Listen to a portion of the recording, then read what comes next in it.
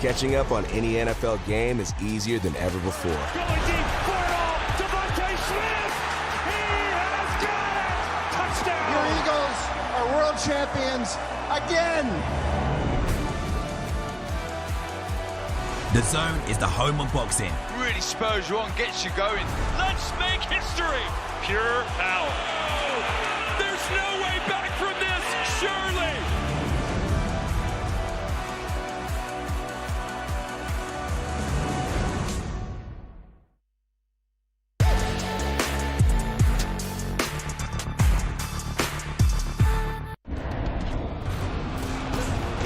Fight Night on The Zone, brought to you by That Prize Guy.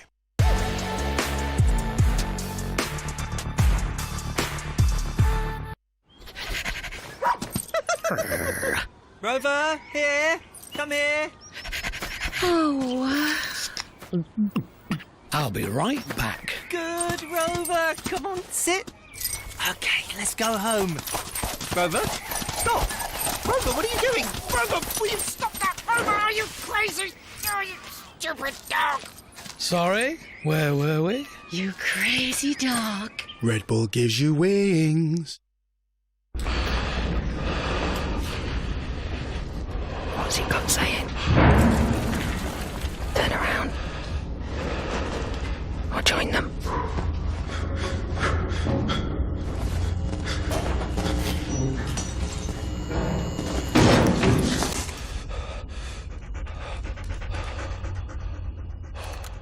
One time, stray dog. You've got the instinct. Now, get the training.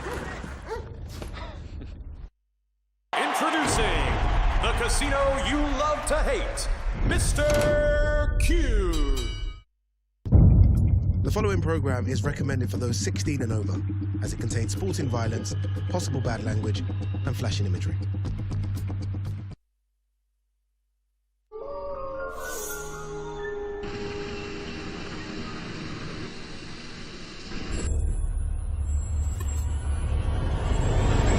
You can't stop what you can't see. Don't let your guard down. Don't get distracted. Don't blink.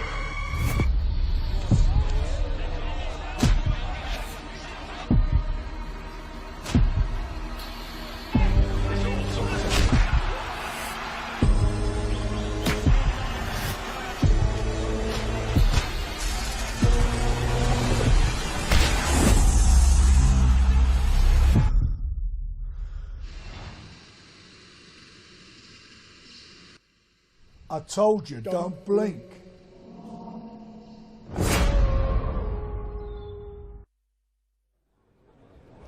Don't blink tonight, live on The Zone. We are inside the Co-op Live here in Manchester, which will be sold out this evening. Over 18,000 people will be in attendance for Fabio Wardley against Daniel Dynamite Dubois, World Heavyweight Championship on the line. But before that, we've got 2 hours of action coming up live on YouTube. Welcome to the prelims, where action kicks off with Isaiah Hamilton-Allen taking on Connor Golding before we move to the cruiserweight Cuban sensation Mike Perez in against Franklin Arinze. And then there is a flood warning inside the Co-op Live because 10-time national amateur champion Bobby Flood is back in action. Don't blink for that one, taking on Nathan Darby. And then a name to remember, world amateur champion Jakavir Umataliev makes his Queensberry and UK debut against Damien Draik. Well, we are inside the Co-op Live, and we are now hours away from that moment where in that ring behind me there, behind big man Michael Offo here, something crazy we think is going to happen. Don't blink, because it's Wardley versus Dubois. It is finally here, and I'm here with the manager, with a manager's license, I understand. Michael Offo, how are you, sir? I'm very well, I'm excited. Yeah, I'm so excited. I mean, how are you feeling? Does it feel any different to like a normal Fabio fight night? No, feels exactly the same. Fabio's worked extremely hard, so this is the fun part for him now. I was just with him, he's relaxed, he was just chilling, talking about random stuff. Yeah, and he's prepared.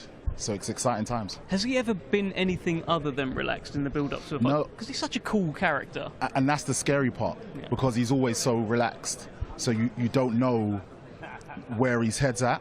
But because we've been with him such a long time, we trust that he's in a great space. So yeah, maybe 5-10 minutes before, then you see a switch. And he almost becomes like he's a 6'9" man. Yeah. Very imposing figure. So it's exciting times. Yeah, we see that on his ring walk, which is going to be up there. He really soaks it in and he takes it in, and it will be sold out here tonight as well. So big congratulations, Platform Sport, a part of that as well, along with Queensberry Promotions. It's a big night, and the fact that over 18,000 people are here in the UK for a Brit versus Brit for the World Heavyweight title, it's a big statement, right? Yeah, it's an incredible time. It's a testament to Fabio for choosing Daniel Dubois. He didn't have to have this sort of fight, but these are the fights that he wants to be in. He wants to be in big British bust-ups. He wants to be in world championship fights that people are going to remember in 10, 15, 20 years' time. So the fact that there's 18,000 people, I think we could have filled out a stadium with this kind of fight. Yeah, look, and tell me this, because you're right, he picked Daniel Dubois and other champions in the past. You scroll through the rankings and who's that guy at the bottom? let me fight him. They won't know. They won't know. But how much of a conversation was it about picking Dubois? How much temptation was there to just have a steady one, which he'd be forgiven for? Yeah, his instruction was clear. I want the biggest fights that are out there. I'm not interested in sort of mid-tier fights. I want the biggest fights that are out there. Let's be honest, after his last fight, he called out Usyk. Yeah. He wanted the Usyk fight. So this should have been that fight. Since it wasn't, we wanted the next big fight.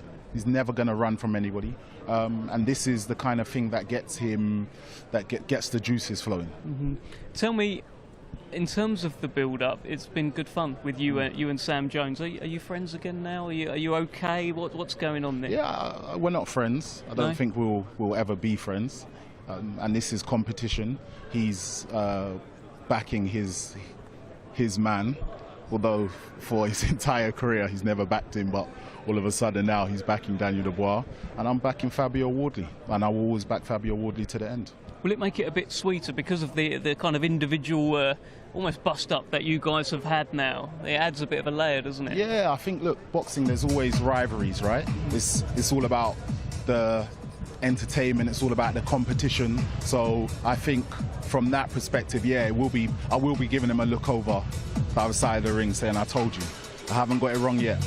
We'll be looking out for that. Yes, you're right. You haven't got it wrong yet. Every time Fabio Wardley is asked questions in these fights, he finds the answer, and he's got that golden bullet. As a manager, as a man who's always stood behind him, how much confidence does it give you knowing that anything could be going on in this fight?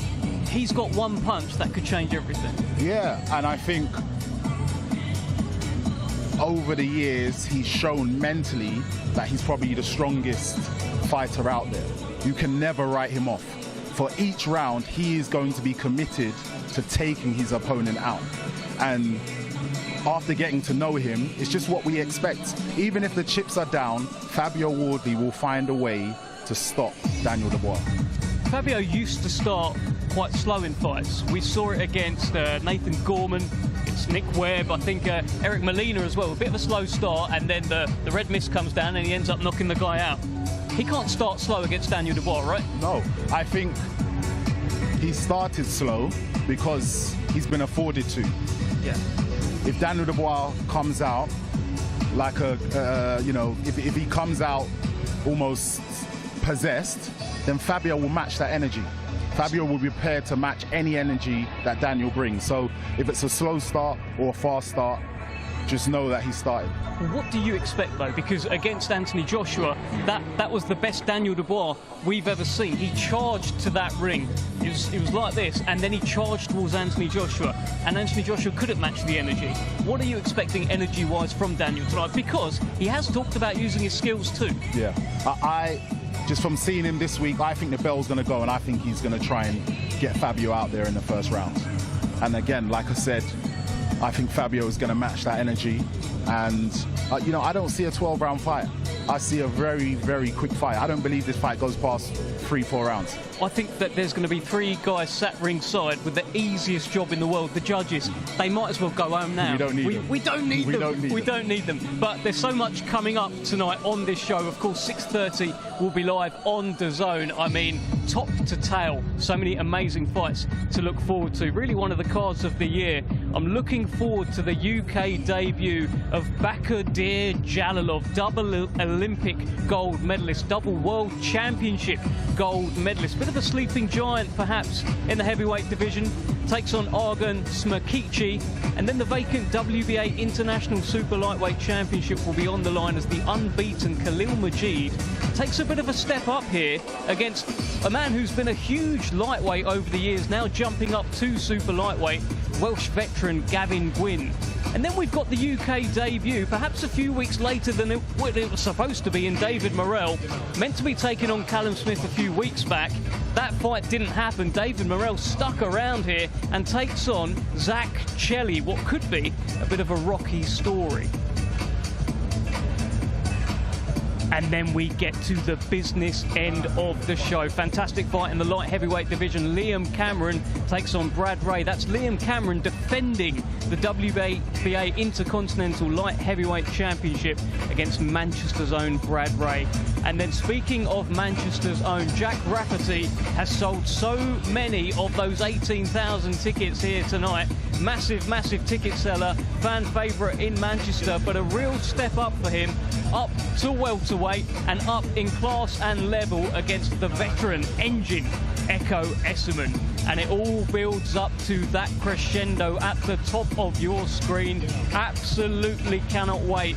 Big pay-per-view tonight on DAZN. Fabio Wardley, Daniel Dubois, here of course now with Michael Offo. And I mean, the card in general is such a belter. And you know, you're part of the promotion as well with Platform Sports. It's a big one, right?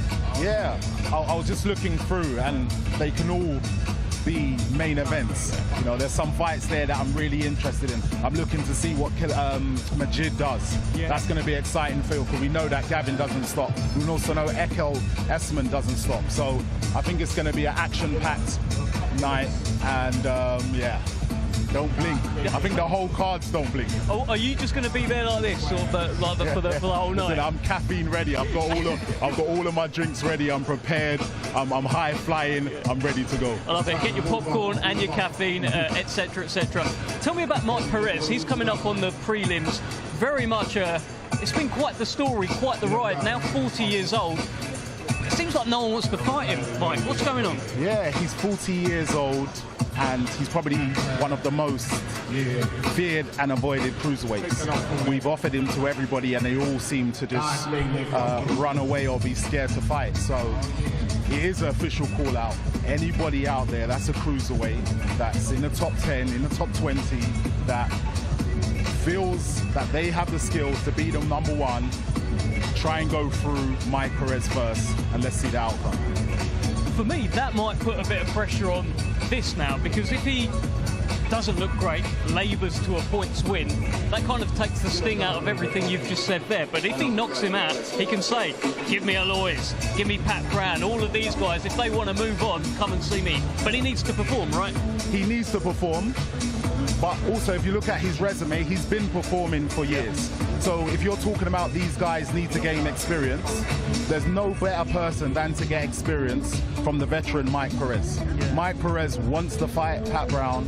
Mike Perez wants to fight Alois. This is boxing, where the fighters call the guys out, and if they are competitive enough, they should answer the call. So let's see if they answer the call. Yeah, no, look, it'll be good to see. Fantastic Mike Perez coming up on the prelims. There's other involvement from you guys. So Fabio Wardley co-manages a fighter or two fighters on this show? Yes, well, Isaiah Hamilton. Again, he's another white-collar fighter.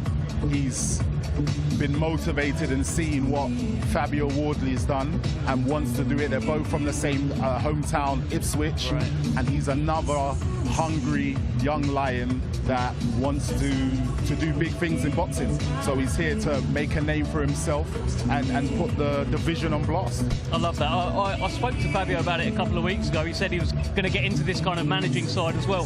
That man just can't help but recruit people. He's recruiting. Even as a fighter, he's recruiting people as well. But this story, right, and we joke about it there. He was a recruitment consultant, a very successful one, I understand. How is he now world heavyweight champion? It's crazy, Mike. Commitment, hard work, and self-belief. And the self-belief that it took for him to get there is, I don't think we're ever going to see anything like that again. He's an amazing person, and he's an even better athlete. So I can't wait to see what he does tonight and going forward. Yeah, it feels like a kind of like a once-in-a-lifetime kind of story. Tell you what's been so odd, a stat that the Zone put out. Both of these guys, Fabio Wardley, Daniel Dubois, made their professional debut on the same night in 2017, and they've taken their path. Fate has brought these men together here tonight in the sold-out Co-op Live. Who would have thought, Mike, that on that night that they both made their debut, Fabio Wardley would be the unbeaten world champion defending against the guy who was the golden boy there in Daniel Dubois. What a story. The stars aligned. The stars aligned. And I think the difference is every fight, Fabio, he was committed to success. There was never a moment when he decided to quit or to go a different direction. There was always one path. So he's gone straight forward, and he's committed to beating Daniel Dubois tonight. Fantastic stuff. Thank you so much for joining me, Mike. There's fist bump on the way, and we are committed to heading over to Thomas Driver. Let's first welcome to the ring, Connor Goulding. Well, good evening and welcome to Manchester. Welcome to the Co-op Live for a fantastic night of boxing. And this is bout one on a stacked card. And a man making his way to the ring through those ropes is Liverpool's Connor Goulding. And now let's welcome to the ring, Isaiah Hamilton Allen. And here is Izzy Hamilton Allen, 23 years old, from the exact same estate in Suffolk as the WBO heavyweight champion of the world, Fabio Wardley. Wardley is also the co-manager of Hamilton Allen, who comes from a white-collar background. It sounds familiar, doesn't it? Maybe this is the start of something special.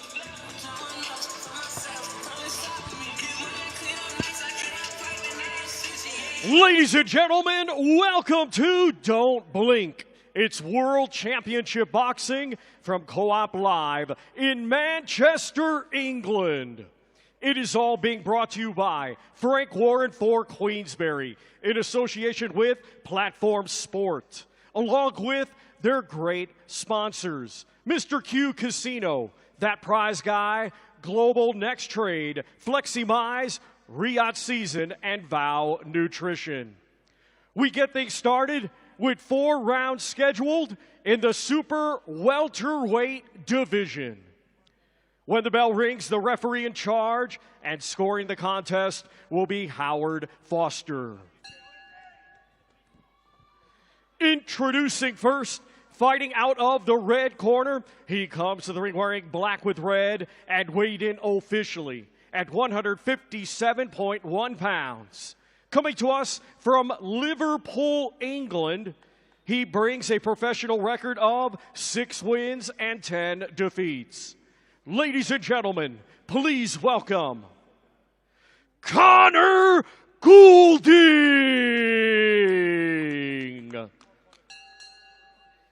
And his opponent across the ring, fighting out of the blue corner, he comes to the ring wearing black with gold and weighed in officially at 156.7 pounds. Hailing from Ipswich, England, he is undefeated with 1 victory.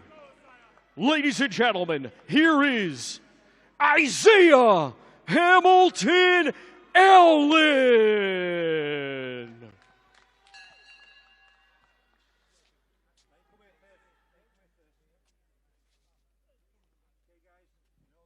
Keep it clean, break straight away when told. Both watch your heads in close. Good luck to you both. Touch gloves. Good luck.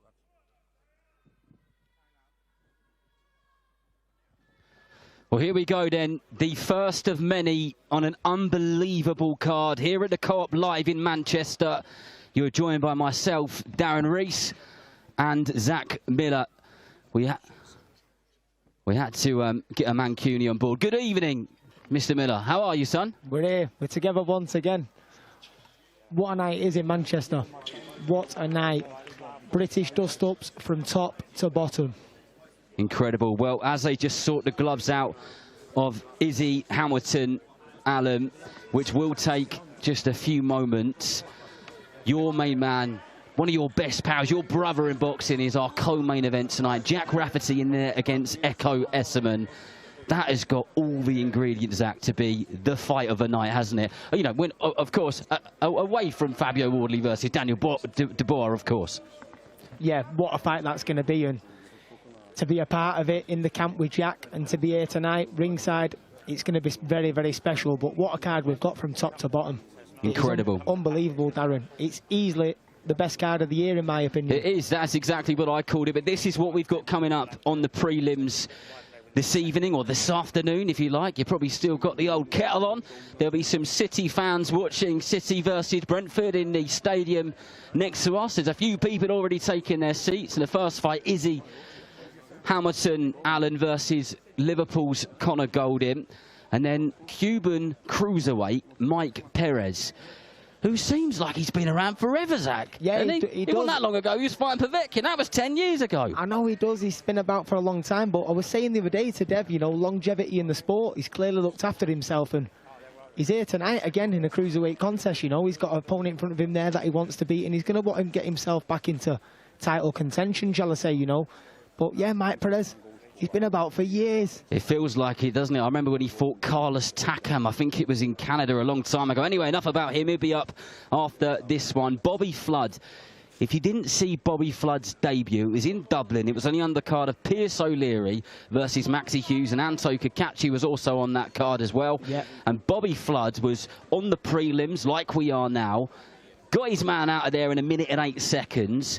It was seen by several 100,000 people then millions. It went viral. It was one of those knockouts. You must have seen it. Yeah, of course. If you didn't see it live, then you've definitely seen it on a reel. It's one of them it's gone viral. It's gone viral. It's been popping up. You can't beat that as a fighter as well, especially as your debut. And it was his 21st birthday that night. No, that is some birthday. And well, here we go. This is the main card, or part of the main card anyway. Jalilov making his UK debut, 16-0, in there against a tough Croatian. Manchester just seems to be the spot where we get these overseas fighters coming in and really starting to announce themselves. And then a good old British dust-up, Khalil Majid versus Gavin Gwynn. Before we went live and went on air, before we just about to start to see this fight, we had a little chat about this. And you think maybe Gavin Gwynn's probably being a bit overlooked here. Yeah, Gavin Gwynn, you know, he's been about for a long time. I said it again before, the longevity of a man in the sport. And Gavin's still here. He's still knocking on the door. He's fighting for a title tonight. And Khalil's at that point in his career now where he's got to take these fights and he's got to be winning them if he wants to push on. But Gavin's here. Can he afford one more loss? Who knows? Probably not. So it's all on the line in that fight between the two boys. Gavin Gwynn in the most respectful way in the world, and a man who's just retired, Sam Eggington. He reminds me of a bit of a Sam Eggington. He's not just the tattoos, he's involved in some proper scraps, and he's always good fun and entertaining. And of course, next up it will be David Morrell, who was meant to fight Callum Smith in Liverpool. That fight fell through. A couple of weeks later, Uncle Frank's got him here at the Manchester Co-op Live, and he's going to be in there against Zach Chelli. First of all, tip of the hat to Zach Chelli, because that isn't an easy night's work, is it? It's not an easy night's work, and it shows how ready the man is. He must be in tip-top shape all the time and ready to go. He's fighting him at a drop of a hat, and he's not fighting anybody. He's fighting David Morrell. It's a very, very tough task. Seriously tough task.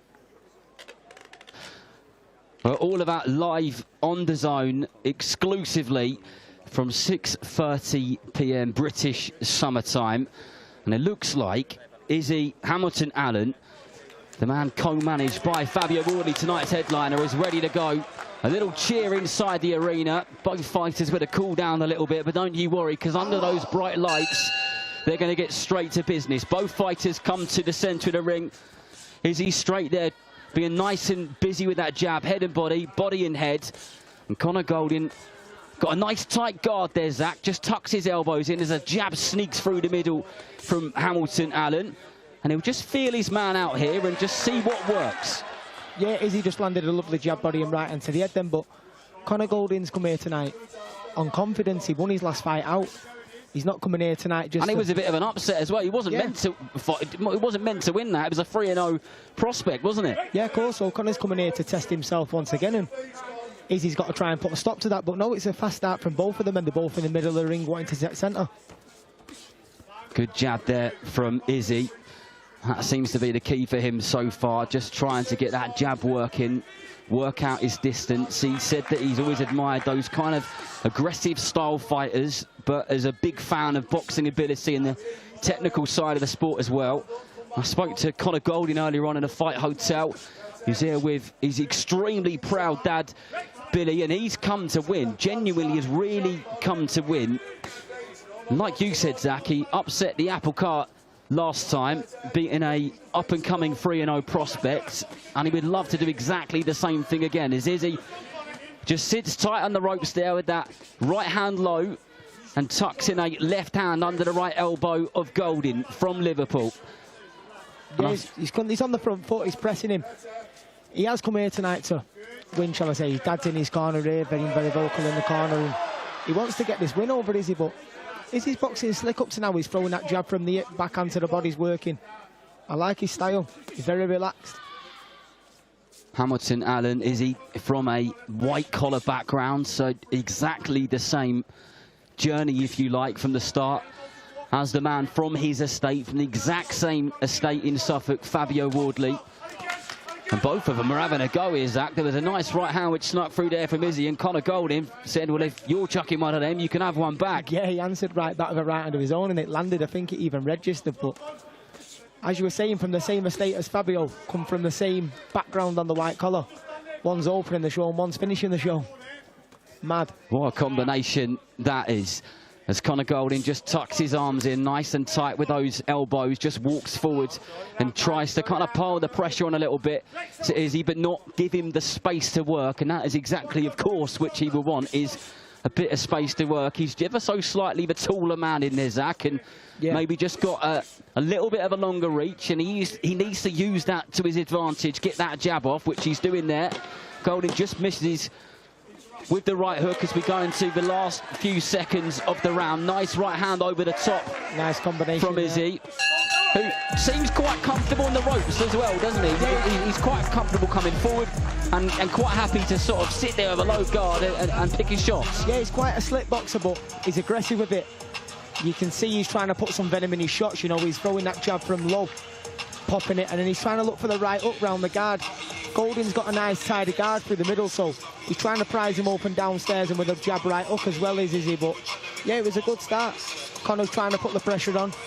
He's trying to make it hard for Izzy in there, you know. He wants to try and push him, and he wants to try and win. I mean, these are two fighters on two different journeys, if you like. Conor Goulding started his career in winning ways. Five good wins, 5 good wins, and then he went on the road, which is a tough old job. Izzy just starting out, but he knows, Izzy, that if he puts in a really good performance, there's some quite influential people ringside who could change his life. Yeah, of course he is. Lee Eaton sat there, you know, he's one of the main men at Queensberry, and Izzy wants to come here and perform.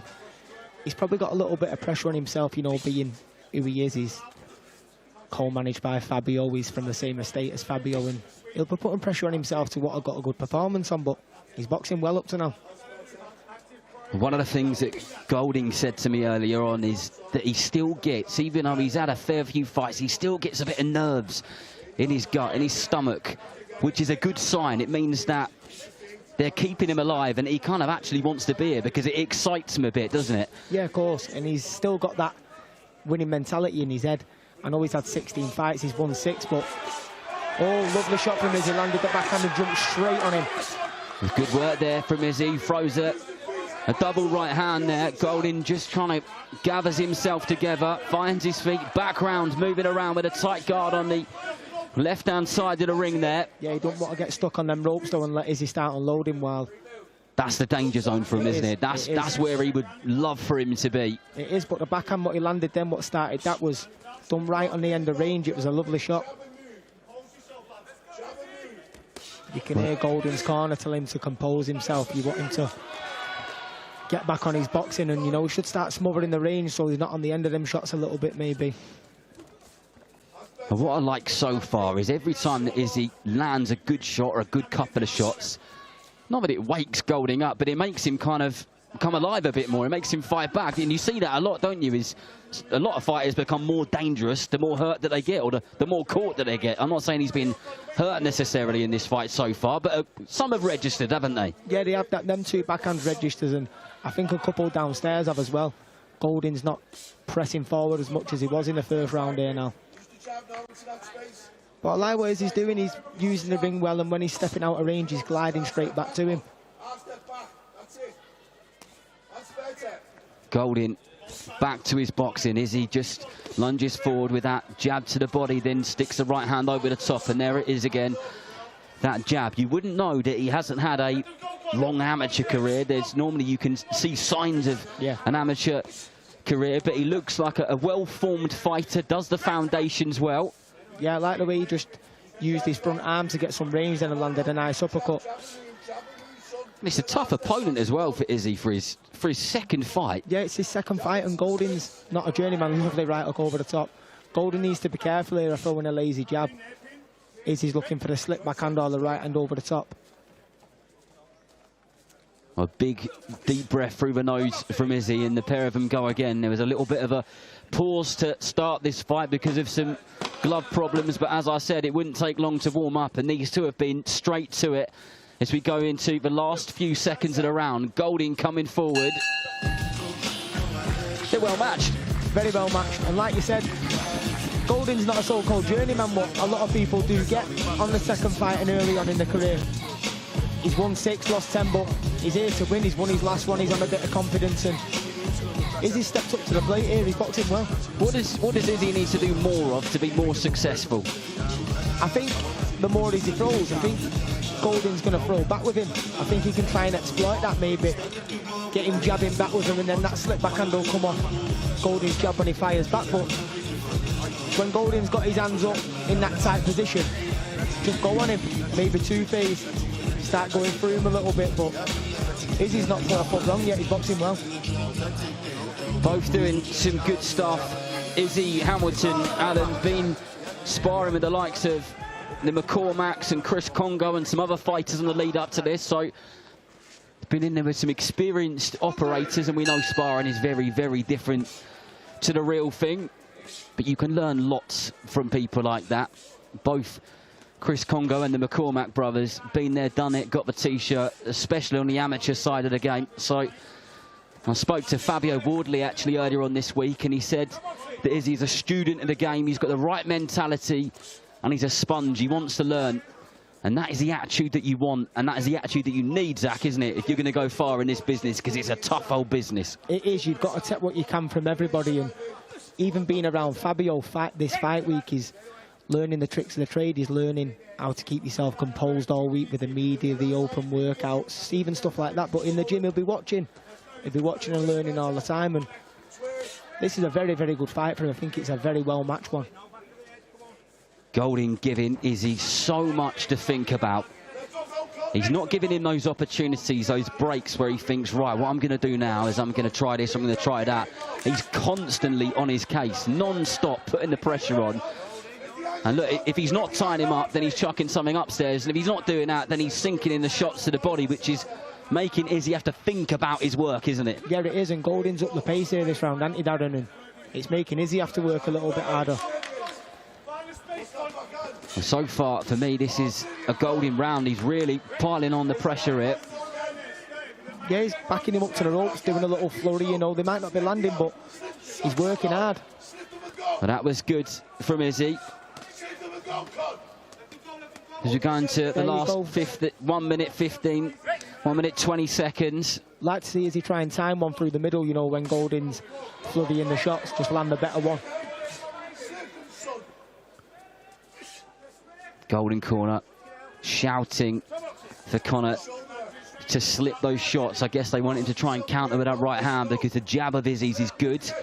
And if he can slip that and come back and bounce off with a right hand of his own, he might get through with it. And both of them throw a right hook and simultaneously just duck underneath them. Connor's working really hard here, and it's working this round. You know, we've got 45 seconds left, but he's really pushed the pace. Izzy can't seem to keep him off. I guess this is going to come down to a bit of fitness as well, isn't it? Because he's really working at a high tempo, is Golding. But this is good defensive work on the ropes there from Izzy. Yeah, I like the way you just come back and answer back. He needs to keep answering back, or as he should step back now and hold him up. Feint there, feint. Should have held him up. Good right hand round the left-hand side from Izzy. Little touch jab and sunk in a short little right hook, which worked well as we go into the last few seconds again. And this round just keeps coming forward, doesn't he, I was going to say, Golding finished that round in exactly the same way which he started it, didn't he? He must be fit to be working at that tempo for that long. Yeah, and now he's had a good round and he's going into the last round. He's going to be confident now, isn't he? He is. He'll grow in confidence. He can see the finish line, and he's just had a good round, so I expect him to do exactly the same. I'd like to see Izzy just keep him off a little bit more with the feints, hold him up, stab that body, and let his hands go from the middle of the ring instead of backing up as such. What I can't work out, as a non-fighter, asking you as the fighter, is Izzy is good with his jab, but it's not doing enough to keep Golding away. Does he need to double it up? What does he need to do to try and keep him at bay? Yeah, he needs to keep more of it, keep it pumping out. He needs to feint jab. Just more persistent with it. Yeah, just more persistent, and then instead of stepping back, maybe step to the side, jab step over 1-2, keep him off like that. Because he's on him like a rash. Here we are, last round. And by the way, nobody has won a round really clearly for me. Like, all the rounds, I wouldn't really want to be the referee scoring it, to be honest. No, it's a tough one, especially over the 4 rounds. I think we should have another 2 on. Well, I'll have a chat with Howard Foster, see if we can make that happen. Is he trying to land the backhand there as Golding's coming forward, but he's trying to put that pressure on again here, Connor. You hit the nail on the head earlier, Zach. Connor Golding isn't your classic journeyman away corner fighter. Yes, he's been standing in the away corner in recent times, but he looks like he comes to win every single time. How many times have me and you have called fights ringside and it's the complete opposite? Yeah. It's refreshing, isn't it? It is. It's very good to see. And you know by the corner, they're giving him instructions, they're pushing him on to win. They've not just brought him here tonight to turn up. Nice 2 classy shots there from Izzy. There's a beautiful shot to the body when they're left hook and then come over the top with that right hand. But Golding, again, marching, like runs it in to the centre of the ring. But is he quite happy there on the ropes? He'll have that right hand low. That was a nice turn there as he does some good work. And it's down to Connor to get himself out of that danger zone now as he just kind of grabs hold of the left arm of Izzy on the blind side of the referee. Oldest trick in the book. But a good trick to have up your sleeve. Yeah, and Connor's found himself in a good position here. He's backed him back up to the ropes, but that was a lovely lean back backhand from Izzy.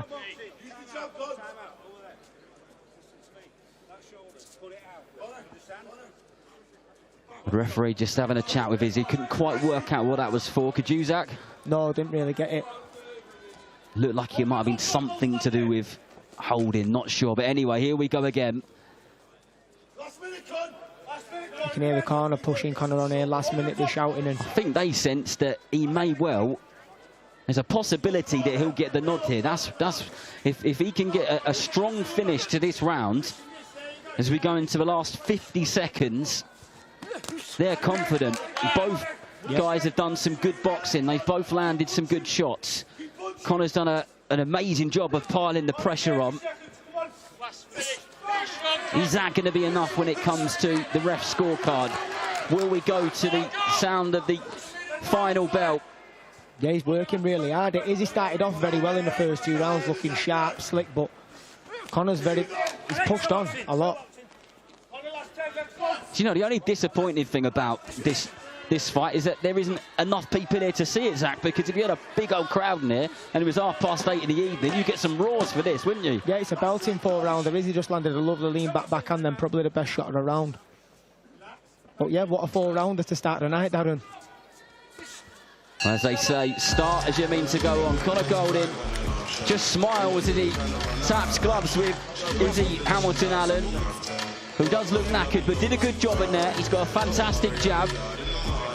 And it's hard graft starting from the bottom, and I mean that in the most respectful way, because most of the fighters who we cover, we're in the fortunate position to sit here and do this. We talk about amateur pedigree over and over again, and those guys have kind of served their apprenticeship before their apprenticeship really starts, if that makes any sense. He's not had that, has he? Yeah, the same as what Fabio had. Yeah, so he's got to learn on the job. He's got to take all this experience with him and push on to the next one, but yeah, he's got great potential. Right, well, Howard Foster getting the 2 fighters together. Things will move quickly, and over to Thomas Treiber. Ladies and gentlemen. Ladies and gentlemen. Ladies and gentlemen, after 4 rounds of boxing, our referee in charge, Howard Foster, scores the contest 39-37 for your winner. And still undefeated, Isaiah Hamilton-Allen.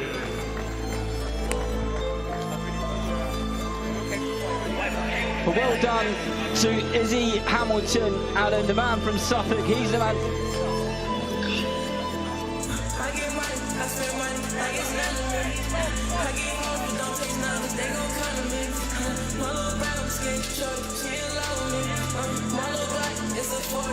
Let's continue, and first welcome to the ring, Franklin Arinze.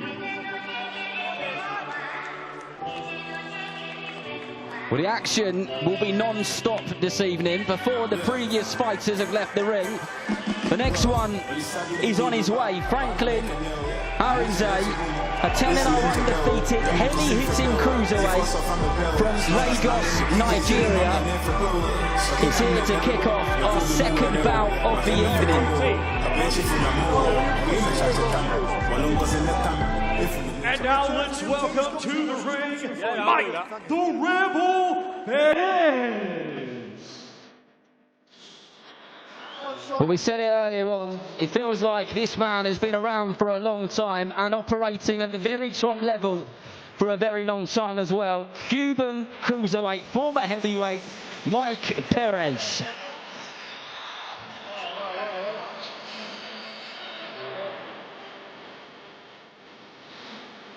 Ladies and gentlemen, this bout is scheduled for 8 rounds in the cruiserweight division. Brought to you by Frank Warren for Queensberry, in association with Platform Sport, along with their great sponsors, Mr. Q Casino, That Prize Guy, Global Next Trade, Flexi-Mize, Riyadh Season, and Vow Nutrition. When the bell rings, our referee in charge and scoring the contest will be Darren Sargentson. Gloves on, that's all with Vaseline, bud. Introducing first, fighting out of the red corner, he comes to the ring wearing black with silver and weighed in officially at 196.7 pounds. A native of Nigeria, he is now fighting out of Newcastle, England, and is undefeated with 10 wins. 7 of his 10 wins come by way of knockout. Ladies and gentlemen, please welcome Franklin Arinze. And his opponent across the ring, fighting out of the blue corner. He comes to the ring wearing white, green, and gold, and weighed in officially at 194.14 pounds. A native of Cuba, now fighting out of Cork, Ireland. He has a professional record of 31 wins, 3 defeats, 27 of his 31 wins come by way of knockout. Ladies and gentlemen, here is Mike the Rebel Perez.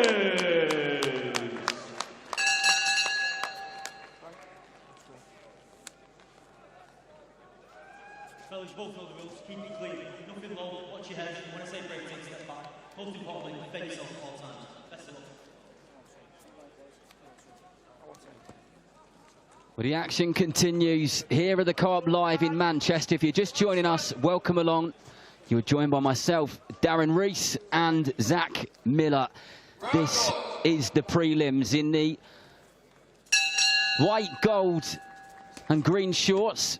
He's 40-year-old Cuban cruiserweight, former heavyweight, Mike Perez, in there against Franklin Arinze of Nigeria. Perez fought Carlos Takam all the way back in 2014. He fought Brian Jennings at heavyweight, boxed Alexander Povetkin, Marius Bradis, and here he is 18 years later. As the pair of them tumble to the canvas, Zach. Franklin's throwing bombs from the first belly. He's showing no respect to Perez at all. Perez has got the experience, yeah, but this man's come to win, Franklin. Well, like we said earlier on, Zach, Franklin, he knows he's slinging the right up. His life can change as well if he can do a job, especially on a very well-respected fighter in Perez. Of course it can, and Franklin's come here in shape. Look at the shape of the man. He's come here to try and better his life, you know, better his family's life. He wants to win this fight against Perez, but Perez wants to reignite his career. And when we talk about experience, Darren, Perez has got bags of it. Quite literally been there, done it, got the T-shirt, the shorts, and pretty much everything else. The only time he's failed to get the victories is when he stepped up to the highest level at the period of time when he's been fighting. And Franklin Arinze really having a good old go here. Yeah, he is, and he's quite unorthodox, so you don't really know where the shots are coming from. Darren Sargent's having a word with him. Arinze boxing out of the southpaw stance in those black shorts there. Just feinting both of his hands with his feet, trying to find the right opportunity to ping one into Mike Perez, who's seen it all before, but it doesn't mean that he can't get caught with something. And a man who's had as many fights as he has, 35 bouts, he's really keen to be busy and active, and he needs to win tonight if that's what he wants to do. Yeah, he does. You've got to think, at 40-year-old, how long has he got left in the sport, and how many more big camps and big fights has he got left in him? So every fight is important at the other now for Mike Perez. A nice uppercut got through the middle there for Arinze. Darren Sargent has had to be a little bit busy, hasn't he, in the opening round, Zach? Having words here and there. He's given him a couple of words here and there, yeah, already. But it's a very cagey first round with, you know, Franklin will stand there, he'll posture and he'll swing a big one in, so Perez has got to be switched on it all the time with this fella. We're going to the last few seconds of the opening round. And Arinze once again just sneaks in a right uppercut through the middle of the guard. Perez ties him up, and I think he kind of needed just to get through that round, Perez, just to get back to the corner, remind himself of who he is, where he's been. Yeah. And I would think we would see a bit of a stronger second round for him as he comes out. Yeah, I think so. He's had a look that first round. It was quite scruffy, shall we say. He ended up on the deck and everything, but with the fella that he's got in front of him, it's very unpredictable. He's probably not seen much of him. I know he's 10-0 and stuff like that, but has he watched much on him? Has he seen much of him? I know I've never seen him before, so you don't know what you're getting with a man. I think scruffy is a really good way to describe it, and respectfully, I think that's the only way you could have described that. It was cagey and it was a bit scruffy. And in terms of Franklin Arinze, he's 10-0. He's knocked plenty of people out, 7 out of the 10 of them, but the first 7 fights of his career were on small hall shows in Nigeria, so no one really knows too much about him, do they? No, it's a bit of the unknown. You do get that a lot with these foreign fighters who do come over, but Perez, you can watch a week's worth of stuff on him if you really want. Easy, nice southpaw left down, got through there, and he lands another one there. They've started this round very fast, Darren. Just feel like the pair of them are constantly looking for something big at all time, rather than boxing and waiting for it to come. For me, they're both boxing exactly the same fight, Zach. Yeah, they're both charging up and they're both throwing at the same time. Sort of cancelling potential of a really bad head clash then. Well, the last thing we need is a nasty cut. Let's hope for none of that. No, no one wants one of them. Sets you right back. And again, the referee being quite busy, trying to get the pair of them to untangle and get straight back to business. The fans have paid their money. They want to see some shots being thrown, some leather being thrown. Perez takes a deep breath there, kind of shrugs his shoulders off for them. Franklin comes through with the southpaw jab again. Perez back with the left hand, but he gets caught there, Zach, and the left foot of his just kind of twinged a tiny little bit there, which means that it kind of got through and landed all the way at his toes. Yeah, he's done it a couple of times, Perez. When he's stepping in with the 1-2, he's squaring up and bringing himself very, very square on, which is dangerous with a man like Franklin. You know, he sling that right hand through the middle and got to be careful. Perez been out of the ring for, get on for 12 months. And as you know, Zach, being active, you can't, well, being inactive, you can pick up that ring rust, can't you? Yeah, you can. You can, and Michael want to get in here tonight and see how sharp he still is and see his reactions and even test his own chin in a way, you know. You don't know until you get hit with them small gloves on if he can still take the shot or not. Very jittery, very cagey, both of them still. Nice shot got through there, though, and the corner shouted that of Perez, and they were closer to it than we were. So we go into the last 45 seconds. A right hook landed on the temple of Perez there from Franklin Arinze. I think if Perez can just maybe get a bit of a bounce in his step, or, you know, start using the step back, you can see Arinze coming in. So if he could get the step back and get his shots off from there, it'd make it a lot cleaner, but it's harder said than done. Good work there from Arinze to make him miss. You need to do plenty more of that, because Perez is the type of fighter who will just keep coming over and over and over again.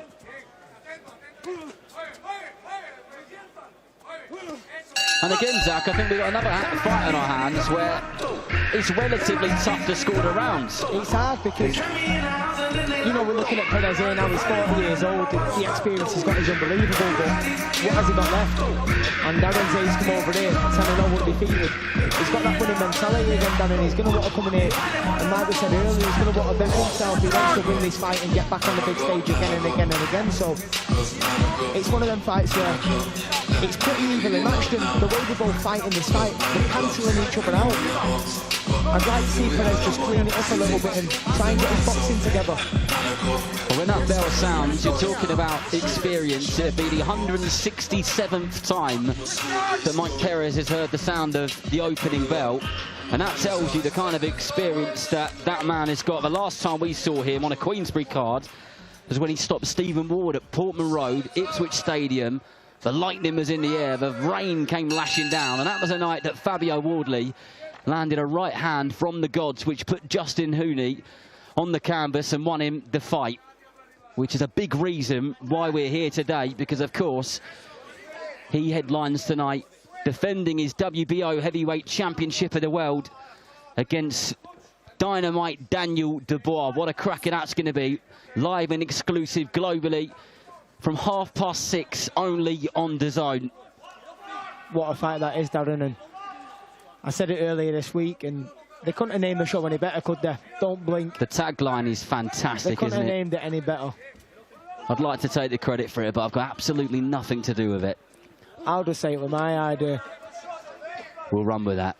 We'll run with that. As Franklin just trying to sink in those right hands there, and he does get through with one of them. And my goodness, this is a messy fight, Zach Miller. It is. It's very messy, you know. Not a lot's landing clean. They're partially blocking a lot of the shots, but when you've got two fellas that big in there, listen, partially blocking the shot, it's still a rock hard one. I've got to be honest, before the opening bell sounded, I wasn't sure. I thought we were going to have a bit of an explosive 1 or 2 rounder here and it would be done and dusted, but this, at the moment, has got all the ingredients to be one of these kind of every round very similar, very much the same, and we go the whole 8 rounds. Yeah, it's all the same pace, it's the same stuff, but I think might end up getting 8 rounds of it here. And we've got a bit of darts royalty there, Darren, at ringside. Young Luke Littler there.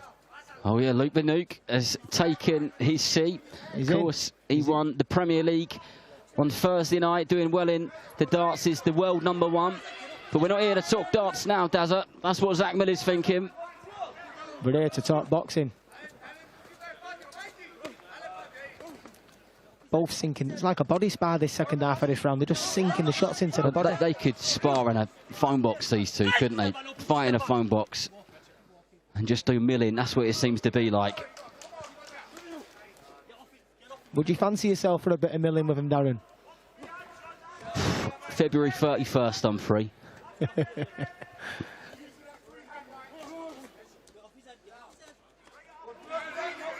The problem here, and the reason it is so messy at the moment, is because kind of both of them are doing the holding, aren't they? Yeah. And every time one of them tries to formulate some sort of attack, they nullify it by grabbing hold of them. And yeah, one's nullifying the other, like you're saying, and not much action's happening really. The shots aren't at length. It's all, as we said earlier, it's pretty scruffy, but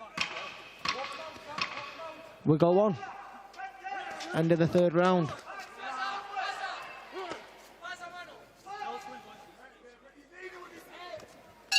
So I went quiet there at the end of that round, Zach, because I was thinking to myself, we don't normally actually see Mike Perez fighting this way. No. It feels like he's been dragged in and he's being made to fight this way. Normally, he don't mind fighting in the pocket, but normally he quite likes his straight shots. He's got that Cuban style, bouncing on his feet, a bit of the old amateur style. We're seeing none of that. No, like I said earlier, I'd like to see a bit of a spring in his step, you know, get up on his toes and get the jab popping and getting that Cuban flow. That's what I want to see. But no, he's very flat-footed tonight, and is it a case of a bit of ring rust, Darren? I don't know. Yeah, not the normal, usual performance from Perez so far, but we got to take a hat off to Franklin Arinze, who was pretty much unheard of. All we saw was a record, 10-0, 7 knockouts, heavy-hitting cruiserweight. Fantastic opponent to put in front of him, but he's holding his own. And he's up and off that still before Mike Perez is. As we go into the 4th round in this 8-round cruiserweight contest.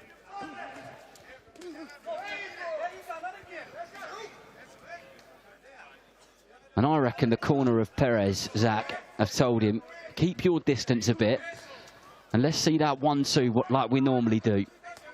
Yeah, as Arinze starts to slow down now as well, I'd like to see that 1-2, and the first time he threw it there, he landed it, Darren. But again, look, telephone booth, going to war, middle of the ring.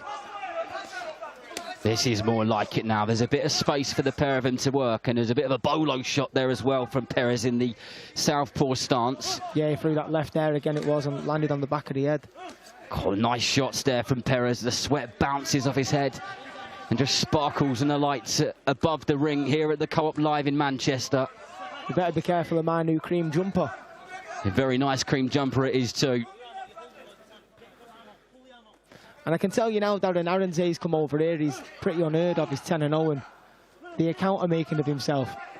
He's rather going to get loads of work or no work, because he's an hard night's work. That's it. He doesn't strike quite the right balance. No. He's making a good account of himself, but who's going to want to fight the man? And a hard night's work is exactly the sentence to use, because he doesn't just kind of walk forward and put the pressure on you and take your attacks away from you. He's also formulating his own attacks as well, and they're heavy. He kind of digs his toes into the canvas and lets his shots go, like he did with that uppercut. He chucked his hips into that, didn't he? And there it is again. That one missed. He come from Australia, that. He digged it from down under, didn't he? Did you see it? That was a good one. It was rather hitting Mike or it was hitting the lights. He's got lines for days, this man. Nice straight left down there from Perez in the centre of the ring. As Arinze was just trying to grab hold of him again. Unsuccessful that time round. Lead hook again. There's the it was a short left hook. Yeah, landed clean. But as we said, Darren, it's all done close. I'd like to see some bit of boxing at range.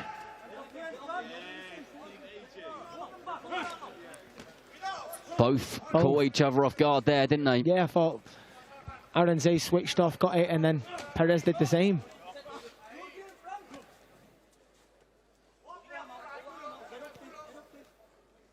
Referee Darren Sargentson constantly tapping one of them on the arm to say, come on, guys, break it up. You need to get to work here.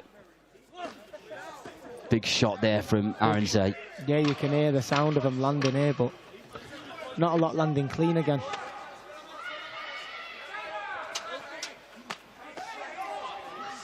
And we are back to the milling. It's like I'll give you one and you give me one back, innit? It is very much that. I can't quite work out, looking at Franklin Arinze, if he's knackered or not. He kind of walked back to the corner there, very cool, like you enter in the arena. But he wasn't like, you know, mouth wide open, deep breath or anything like that. No, rather he's got a mega poker face, or he's fit as a fiddle. It's one or the other, but he seems to be relaxed in the corner. So does Perez. Be quite interested to hear what they're saying in that Perez corner, and whether they're saying all the right things, but he's not able to kind of pull that off tonight, or if they want him to be standing there and trading. I can't imagine they do. No, I can imagine that they want him to get on his boxing.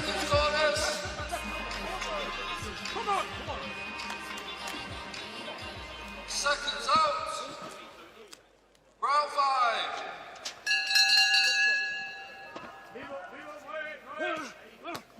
There's a big deep breath there from Perez. He just sunk in the straight left down in that southpaw stance into the stomach of the Nigerian Franklin Arinze. And he tends to start these rounds really strong, but then gets trapped into the close, in-tight fighting style from Franklin, who just threw a right hand from the gods there. Yeah, he did. And Perez would be glad that one missed. And now they're back tied up again. I'd like to see him just try and keep that distance. I don't seem to have seen a jab thrown yet from Perez. I'd like to see him get that southpaw jab going and see what comes off that, but it just seems to be very the same, doesn't it, Darren, each round now? I sometimes say this, that this is one of those fights where you could show somebody 2 or 3 different rounds and tell them it was exactly the same round and they believe you. Yeah. You don't get that often, but it's definitely one of them. Yeah, I know exactly what you mean. Arinze just landed a nice uppercut to the body and a right hook to the head, but yet again, the space gets closed and they end up tied up.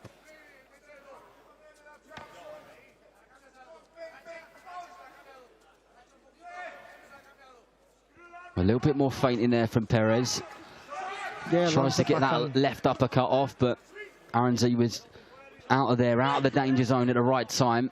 I'm looking at Perez's corner here, and you can see his corner man. He's wanting to, he's shadow boxing a lead looping left hook over the top, so maybe Perez is going to try and look for that.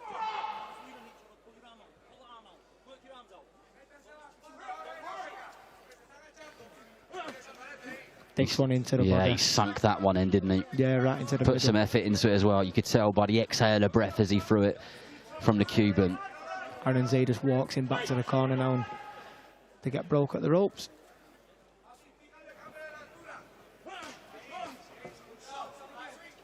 That was nice work from Perez. Straight left hand down the bottom, then just clipped him upstairs with the lead right hand.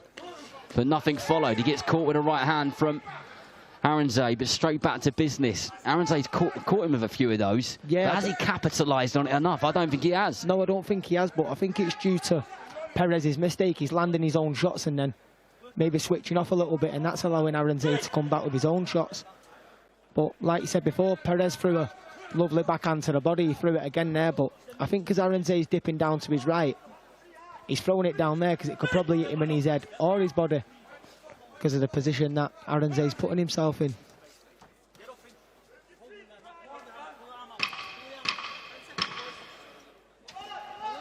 If I had £1 for every time Darren Sargentson said, get off of him or break, yeah.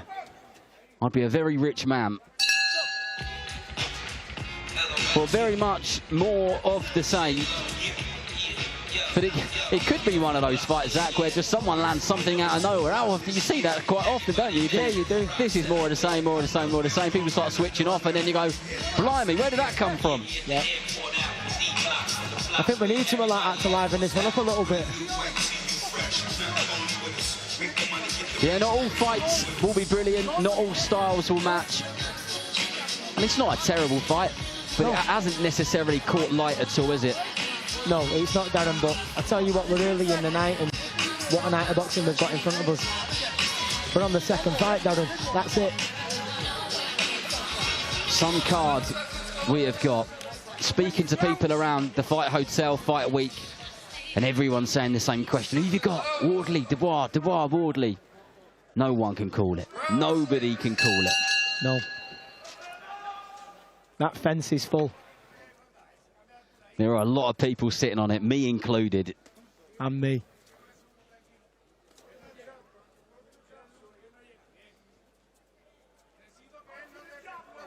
Well, let's see what this 6th round has to offer. Yeah, Franklin Arinze straight out on the front foot. My guess is it won't take too long for the pair of them to be tangled up again, but we'll soon find out.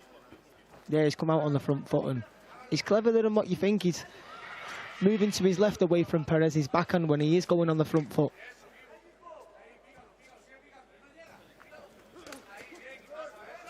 Both of them are doing an amazing job of making sure that the other doesn't land anything clean. When there's something and you see, you think, God, that's a good shot. And then they just do something defensively to nullify it, close it down, chuck some water over the fire.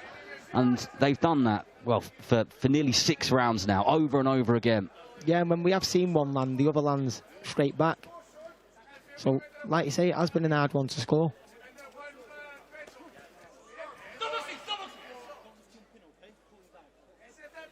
Arinze got himself on his toes then and charged that backhand up and slung it right down the middle. You can hear Darren again there telling him to work out of it. Well, Perez making it clear there to the ref that it wasn't him who was the one holding. But here we go again. The referee will need to see a bit more action.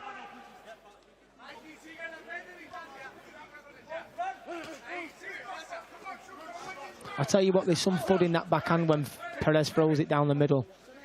You can really hear it, can't you? You can, yeah. Even them shots there, Darren, you know, when they're manoeuvring each other about and they're firing one through the middle to the body, they're solid shots. And with guys this size, they're bound to hurt each other. And also, something I haven't mentioned maybe yet, or even truly enough, is, you know, the shots are heavy. You can hear them. You just mentioned it. It's how tough the pair of them are. Yeah. You know, that some of them have got through and they must have registered, but they just shrug them off, don't they? Keep going over and over again. Yeah, of course, them heavy shots. And like you say there, Perez's experience, you know, they was holding each other and he's whacking away to the body until he gets told to break. And with them little gloves on, it's not nice. It's good with the feints, is Arinze. Absolutely giving that over and over again. He's feinting with that left hand of his, but he does just throw the right hand off of it every time. He's quite easy to read from that point of view. Yeah, it's like he's charging that backhand up and then, you know, he slings it, but he's had a bit of a slower round. That was a good one too, then, because he got himself a little bit of distance. But look at the coolness walking back to the corner. Look at the shot of the man. But do you think that's one of the problems and one of the reasons that Arinze isn't having maybe more success is because he is doing too much of the same? And maybe Perez worked out in rounds 2 or 3, so every time he's feinting, he's dropping the shoulder, whatever he's doing, he knows 99 times out of 100, the shot which follows is a right hand or a right hook. Yeah, he sort of knows what's coming. He's only got so many things to his artillery, shall I say, and one of them's feinting and then firing the big backhand. And Perez is a smart man. He's been in there with everyone, and you know what I mean. He's seen big backhands before. He's been in there with protection, so he's seen a big backhand before. So he is switched on to that. But like you say, you've got to stay switched on. He landed a couple of shots before and got hit back himself. So yeah, on we go. On to the 7th.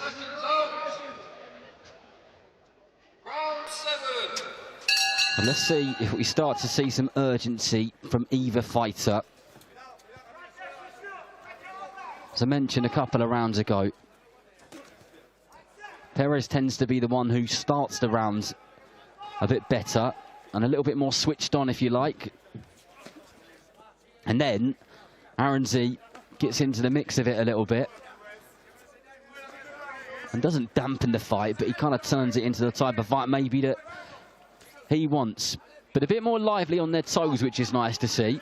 Not kind of standing in exactly the same place, even if there is a tiny bit of movement. There's movement, Zach. Yeah, of course there's a bit more movement this round, but I don't know about you, but I thought that last round was probably a little bit slower paced. It's like they both maybe took a bit of a round off. Perez won the round, but it was a little bit slower paced. Hopefully they might up the work rate a bit more this round now.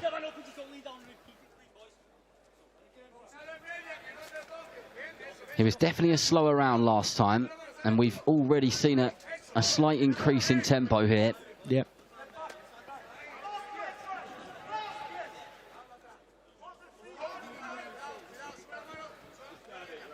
Perez's body language looks like he's a bit fed up, actually. I think Arinze's ran out a bit of ideas himself as well. There we go again, we see the big backhand, but Perez slips it, you can see it coming.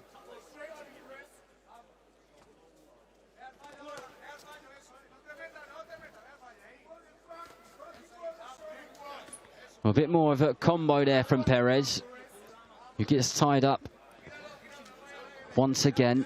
Goodness knows how many times that's happened, but to be fair, it doesn't take too long for them to get back to the action. No, they both want to get back to the action, even on the inside. They're still throwing little shots. You can see Perez there, round the back, round the side of the head. But I'd like to see the boxing just a little bit more at range. We see 2 shots going and then bang, straight back into the clinch. Whoops. Well, both swinging away there. One did land from Perez, and then they both threw a couple which went over each other's heads. Yeah.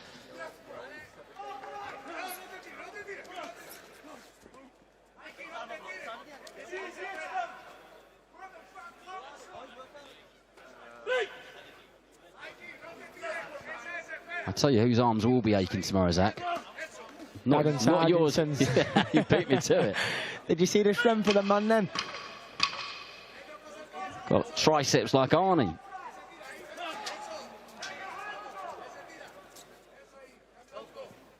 Both decide to get on the toes here now, last 5 seconds. Well, I guess we can only hope that the final round is the instructions is they get told, get out there, empty the tank and just go for it, because I mean, I'm not scoring it round by round because we're commentating on it. No. But it's not an easy fight to score. No. Like, my gut feeling is Perez is edging it. Yeah, of course. I think Perez definitely is winning, but he's not really convincingly, though, is it? No, like you say, there's not an awful lot going on, but yeah, I know exactly what you mean. Perez is edging the fight, but there's not too much to go off in terms of scoring, shall I say. Certainly a tough one to score. We'll see. Well, we may well get to the final bell. We'll find out. But let's hope that they both go for it now.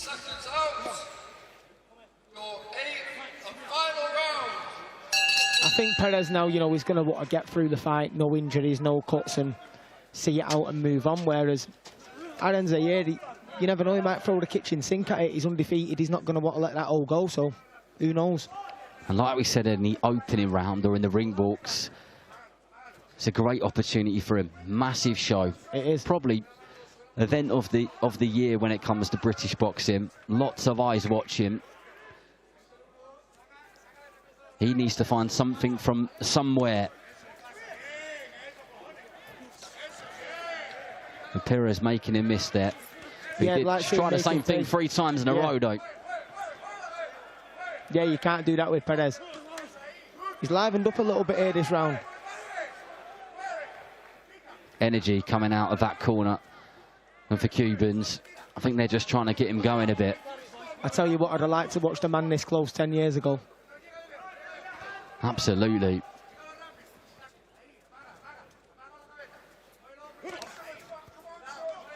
That was quite nice there from Arinze. Yeah, he timed him with a jab, didn't he? And just stepped off the opposite direction, made him miss, and then changed the angle.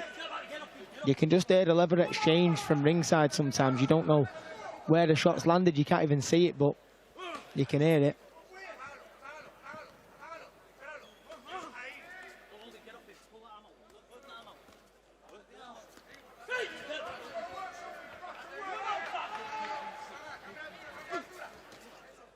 Arinze, once again, those black gloves tight to his head. Yep. Just kind of walks forward.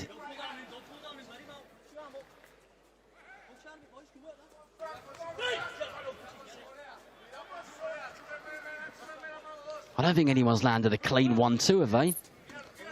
Don't think they have. It's just been a lot of the cuffing shots, hasn't it, Darren? You know, on the inside, a couple of body shots, and that's been about it. But I tell you what, there's been some leather thrown.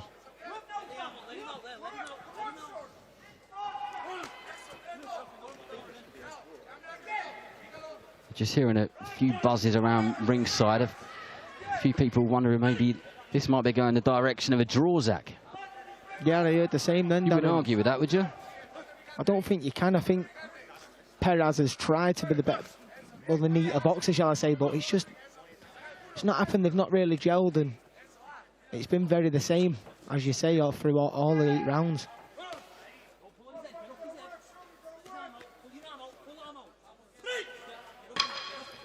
The last few seconds of a fight which has not caught fire at all. The opening, few moments of the opening round, yeah, were solid. They were good, but the rest of it which followed, I mean, Perez looked a little bit frustrated there as he touched gloves with Franklin Arinze and returns to his corner. It's not the type of fight that he wanted to return to with 12 months out of the ring. Last time out, as I said, on the Queensberry show, he fought Stephen Ward. He got the job done. He got the stoppage. Yeah. He showed that he can still do it. And we tend to see cruiserweights and heavyweights operating for a longer period. Yeah. And that's exactly what he wants to do. He loves the game. He loves being in there under the bright lights on these big shows. We heard his manager, Michael, earlier on speaking with Deb, saying he wants to be in there. He wants to be about. And I guess he hopes that there will be more opportunities to come. It's going to be interesting, Zach, to see how this one is scored. But Thomas Stryber has the scorecard. So, when Arinze joins in, it'll be over to him.